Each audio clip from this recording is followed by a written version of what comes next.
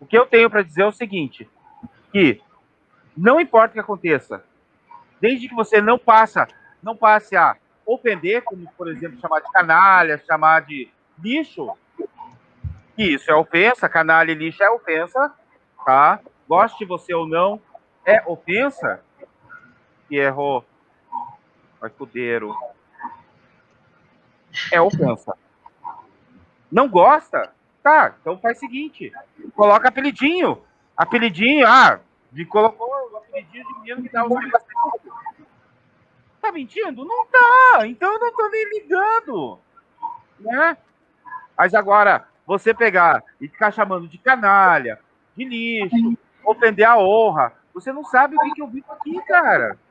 Eu tô aqui, eu tenho uma mãe acamada, tenho 4 sobrinhos, uma irmã digníssima, uma família. Vai me chamar de canalha por quê? Você vai ver a minha ficha corrida, minha ficha corrida é limpa. Qual foi a canalice que eu fiz? Não fiz canalice nenhuma. Nada que me desapone. Simples assim. Então é assim, enquanto a gente tem a liberdade de expressão para a gente falar o que a gente pensa, sem partir para a ofensa, a gente não ofende a honra de nenhum ministro. A gente ofende a conduta do STF. Quando o ministro X, ou o ministro Y, ou o ministro Z vai lá e começa a militar contra ao que é o bom senso. Liberar traficante.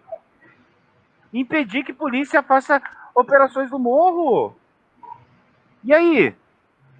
Não, isso aí é belo e moral, é correto, mas aí um Daniel Silveira da vida vai falar contra o STF, vai falar contra a instituição, não necessariamente contra o ministro, mas ele cita lá um ministro ou outro, por qualquer motivo que seja, mas ele não fere a honra de ninguém. Aí vamos prender, vamos jogar numa solitária, ficar lá para sempre. Ah, pelo amor de Deus. Não dá. E fora que isso é uma demonstração de força para dizer que quem que manda são eles, né? Porque é o seguinte, quem era para prender ele era o Congresso. O que o STF fez? Passou por cima e o STF autorizou. Não, e o detalhe, o Congresso, com a sua independência, ao invés de pegar e falar com os 364 que foram a favor da prisão, e falar, não, aqui quem manda somos nós, isso aqui você não interfere, um poder não pode interferir no outro, e falar, não, ele usou da imunidade parlamentar que está assegurada por lei, vamos fazer o seguinte, então vamos pegar e vamos dar a imunidade parlamentar que ele já tem, e vamos inocentá-lo. Não. Fizeram aquela coisa do básico do cavalo de 7 de setembro. Cagaram e andaram. E ainda foram lá e validaram o que o STF falou. Né? Validaram o que o STF queria. Conclusão? Agora a gente tem que pisar em ovos para falar qualquer coisa que seja, onde quer que for, para não incorrer num crime de opinião. E se um deputado que tem, em tese, imunidade parlamentar vai preso, imagina um cidadão comum. E aí eu quero acrescentar o seguinte, obrigado por ter falado isso. Porque assim, a gente escuta muita gente falar, o Bolsonaro tá omisso, ele não fala nada ele não fala a favor dos seus apoiadores, dos seus militantes, que não sei o quê. A imunidade parlamentar, pelo que a gente percebeu, acabou no ano de 2018. Porque em 2019, se ele falar alguma coisa, é interferência de poderes, incorre impeachment. 2020 a mesma coisa. Chegamos em 2021, o deputado foi preso tendo a imunidade parlamentar. E aí? O presidente vai falar, não, a prisão do Daniel Silveira foi arbitrária.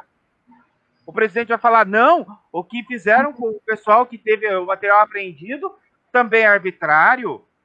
É tudo interferência na decisão do STF. E o que vai acontecer? Vem porcaria de uma esquerda, tá aqui, embasado, ó. Impeachment do Bolsonaro. Por quê? Incorreu no crime de responsabilidade. É tudo que eles querem, né? Tudo que eles querem. Eles querem que o Bolsonaro se manifeste, pare de, por exemplo, continuar a obra de transposição do Rio São Francisco, Pare de ficar fazendo obra pelo Brasil afora, fazendo o Brasil alavancar. Pare de mandar, né? Agora foi mandado para o espaço um satélite brasileiro.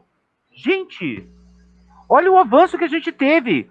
Quantos satélites brasileiros foram enviados até hoje? Contem para mim. Alguém sabe me dizer quantos satélites brasileiros a gente tem em órbita hoje? Não sei precisar, cara. Quantos brasileiros tem o quê? Em órbita?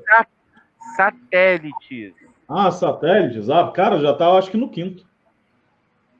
Acho que é quinto. Acho que é o quinto. Tá no quinto. São todos xing-lings com tecnologia da Huawei, né?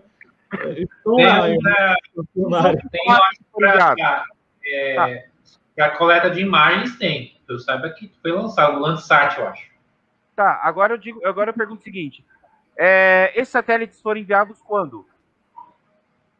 Foi dentro da era do PT? Não. Deixa eu ver aqui. Deixa eu ver. Teve, eu acho que um estacionário que foi enviado ainda no governo da Dilma, que era justamente aquele que ficou sendo utilizado apenas por 2 empresas, e quando o Bolsonaro pegou, né, botou ali o Marcos Pontes para liberar sinal de internet via satélite para tudo que são rincões do Brasil.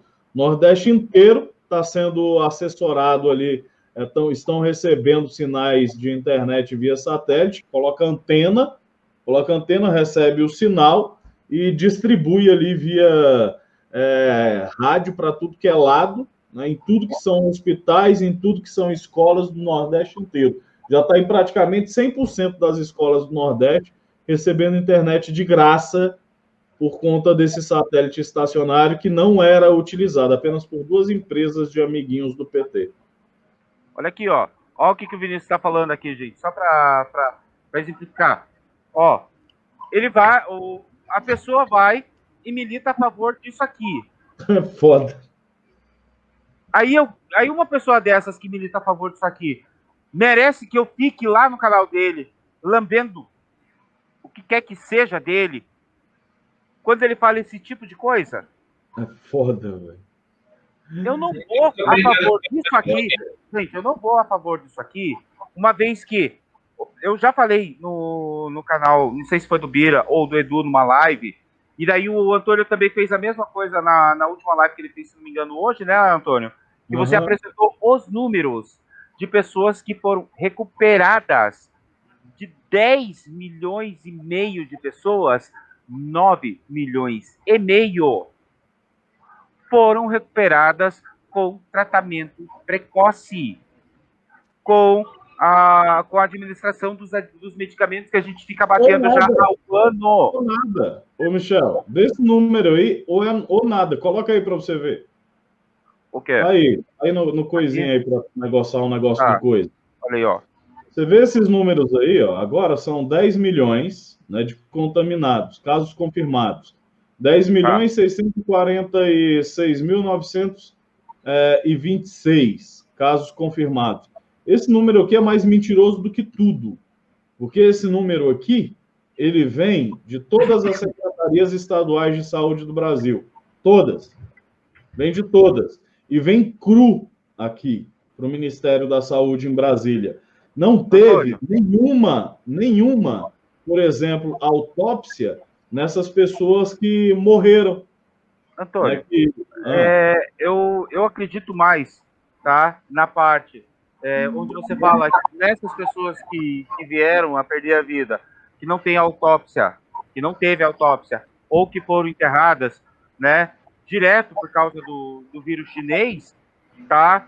Acredito realmente que elas precisariam ter a devida atenção, porque boa parte desses números dos que se foram tinham alguma outra coisa e que podem ter deixado a gente por outro motivo do que os números estarem aí registrados como sendo, né, sendo números mentirosos, porque na verdade, assim, se eles estão aí como 10 milhões e 600 de casos identificados e 9 milhões e meio de curados, ele está sendo muito mais benéfico com o tratamento precoce, que é tanto demonizado e que falam que não tem eficácia nenhuma.